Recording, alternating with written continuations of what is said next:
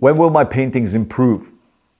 That's a great question, right? We all have that. My name is Gabor Svagrik. Welcome to my channel.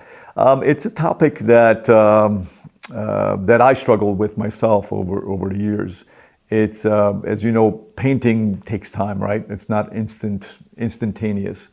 And I went to art school, right?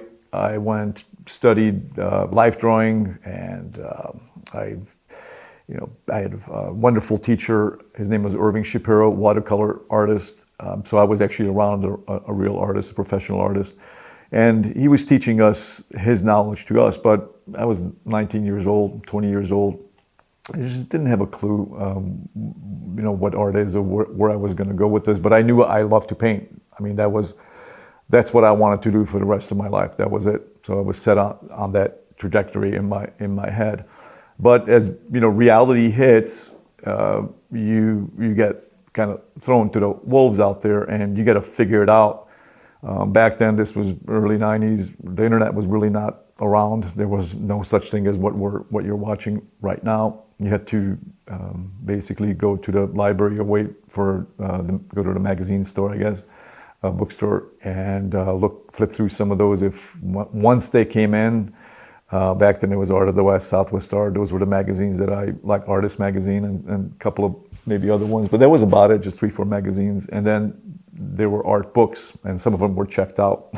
So you had to wait for them. And I lived in Illinois, so there wasn't a lot of professional artists around me where I can continue to learn from. But I joined the Palette and Chisel. So that was great. I got to draw the figure even after school, which was important to me to keep drawing.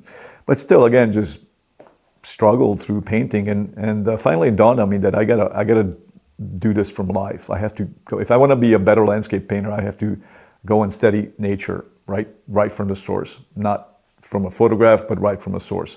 And that was a struggle. It was a huge struggle. I just did not know what I was doing, absolutely. I went from watercolor to oil on the top of that, so I was switching mediums.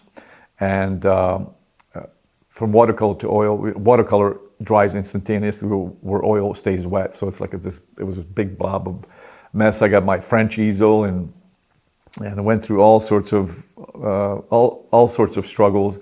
But eventually, as I started, painting more and more from life, things started clicking. And I lived in Illinois, so I traveled out west, and that's where I finally met some artists that I really looked up to, and took a couple of workshops that really helped to solidify certain things in my head. But as you're hearing that, and this is years of this as I was going along. So you reach these steps, right? You reach these little plateaus. Well, first in the beginning you go up, and then you reach top, and then you feel like you're not going not anywhere, but it's very slow step up. And that's just part of, if you're going through that right now, where you might be doing this, or you might hit a plateau.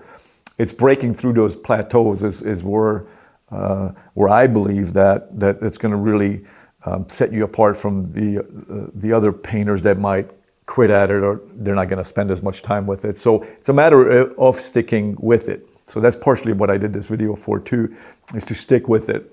Even if it's hard right now, you got to break through that. You have to push through that, because otherwise, if you won't, you're gonna almost pretty much quit, and your paintings are gonna just suffer. You're not gonna get better, and the frustration will kick in, because you're gonna pick up the brush every few months, and you're wondering why. It's like going to the gym every few months, where you want to get stronger or more toned, and you're not seeing results. It's the same concept. You can't have that consistency, which I talked about that before in my podcast or in other videos. It's the name, not game, but I call it name of the game. But it's just showing up, basically. It's not about feelings. Like, you might not feel that way to paint, but it's about showing up in front of the easel. It could be even just mixing paint. Literally, just get up right now after this video and just start mixing some paint. It's not about painting a picture at all. Nothing. Has nothing to do with that. It's just a matter of getting in front of the easel or mixing some colors, and it'll get the juices going. It could be drawing too. So people think of right away it's painting, but it's Also drawing, just start sketching something, and that way the juices will start flowing too. You'll get ideas, painting ideas too. Or you can go through your photo references for that matter too, and start, I use Procreate. It's a wonderful tool to start editing, designing, taking things out, choreographing certain things in the image to use for future references. So you can start designing paintings also for future paintings or references for paintings. Also, you put them aside. So that's also part of the creative process. So it's not always about painting, but it just like with anything, it gets hard. But anything worthwhile in life generally yields the biggest fruit. So same thing with painting. It's the amount of work you put in, you will get out. There's no shortcuts here. There's no magic formulas, and you might see some of these thumbnails on YouTube about secrets, and it's just so silly. It's just to get clicks. It doesn't do you any good whatsoever to watch the video. There's no secrets in this. There's fundamental things that you need to understand, and then after that, you're on your own in the sense of hopefully one day creating art. So in the beginning, you're learning, and then eventually, hopefully, it will turn into art with your own voice. That's another topic that I'll do a video on about your own voice. It's probably like the ultimate thing, right? Everybody wants to have their own voice, which actually it should be rather easy in one way, right? But it's not. It's not for. It can be for various reasons. But yeah, it takes time. So I'm just telling you to be patient, but you have to work at it in between. You cannot just pick it up and then let it go and then pick it up again. You're basically frustrating yourself. I want you to improve, but the only way to improve is by putting in time. You got to put in those hours. Doesn't mean, everybody's got a different set of hours, but in a month period, you need X amount of hours to be put in consistently month after month, and you'll see the results, right? So once you see those results, you'll get juiced up and like, oh yeah, I want more of that. That's how I want it. That's the idea. That's what I want to do. So it just keeps you it's kind of, you're pushing yourself ultimately by the quality of your work that you're seeing, the improvement. And it could be lack of it, but there could be various reasons. Again, generally lack of it could be just lack of hours, I think, put into, and also when I say hours too, it's make sure you spend those hours well. To me, painting from life, and I'm not saying plenty of painting, by the way, meaning outdoors. You could be inside the studio in the middle of the winter, just set up a still life and go from there. I'm blocking out on the name.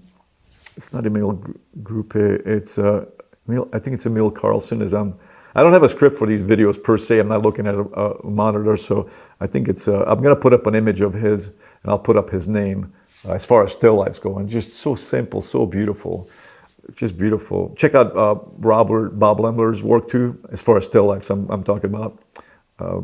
Laura Robb, and I know that I'm leaving out some names. There's some other wonderful artists. Specifically, I'm just talking about still life at this point. And some of these artists paint landscapes and figures too. But a simple still life will really help you, I think, to understand reflected light, shape, form, everything. It's almost packed into that.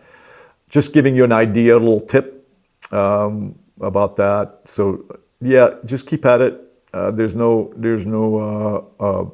one thing, but it really is concentrating and be consistent. That's the big advice I can give you. And I hope this gives you encouragement if you're a little bit down right now and you feel like you're not getting ahead. I've been there, so trust me on this.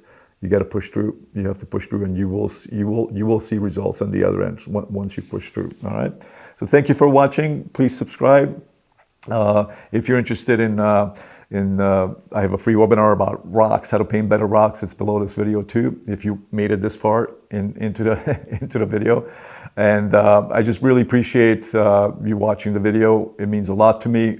I'm speaking from experience, and I hope that this video kind of helped you right now if you're a little bit stuck in your painting. So thanks again, and I'll see you next time.